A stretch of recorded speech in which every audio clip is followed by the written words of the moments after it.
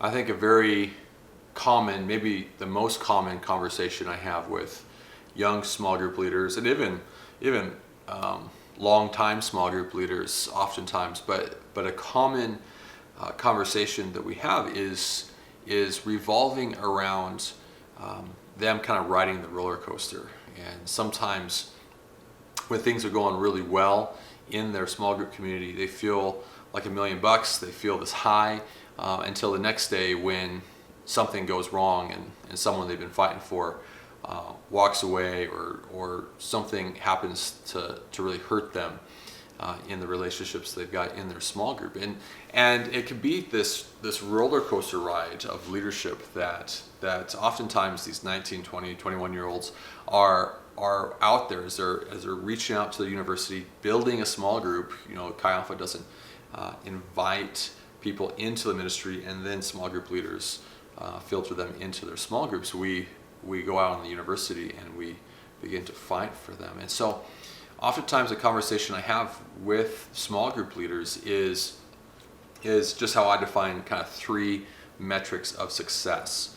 And there are 3 that are related to small group leadership. And one of them has to do with external success, and that's the one that we're always kind of focused on. That's always the one that we are looking at, and there's a place for that. Sometimes we can swing the other way, saying, well, that's more self-focused, or that's up to God, so I'm not going to even worry about that or focus on that. In which case, sometimes swing the other way and not even striving with any clear vision in their life. But clearly can and easily does have its own issues, as every one of the metrics of success does. We need really all 3 working together in harmony in order to really have a healthy perspective of effectiveness and success in ministry. And so there's 2 that are internal and 1 that is external. The 2 that are internal is our internal motivation. And that one is the one that we all get. That's the one that we all are on board with. That is like, are you expressing love? When I was on campus one time and we were just praying for people and asking the Lord, hey, would you give us something to share with the students that we're praying for?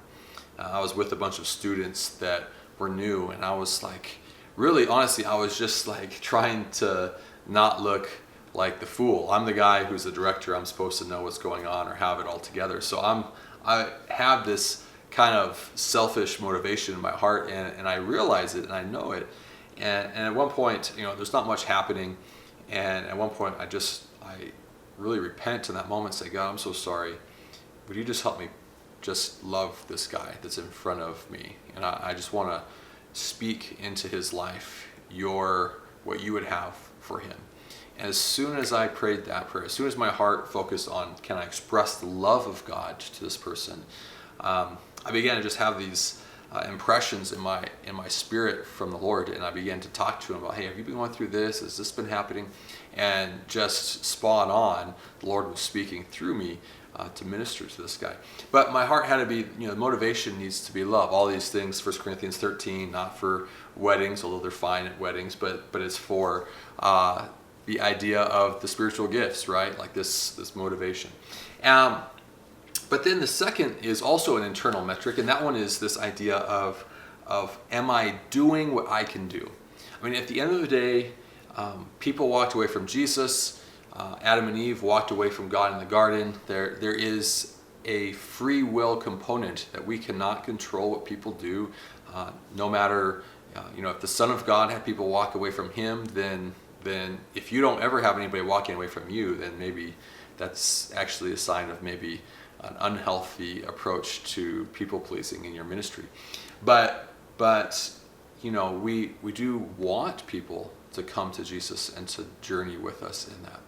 And so, am I doing what I can do? Am I going out on campus and trying to meet people? Am I striking up conversations? Am I talking about the Lord with the people that I'm fighting for? Right? Like, am I doing what I can do in my ministry? And then the third one is, as we talked about, is really that external success that we're all accustomed to thinking about. Like, how many people do you have in your small group? How many people are going through LTC? And Different people tend to emphasize one or two of these, but all three are needed because they actually serve each other.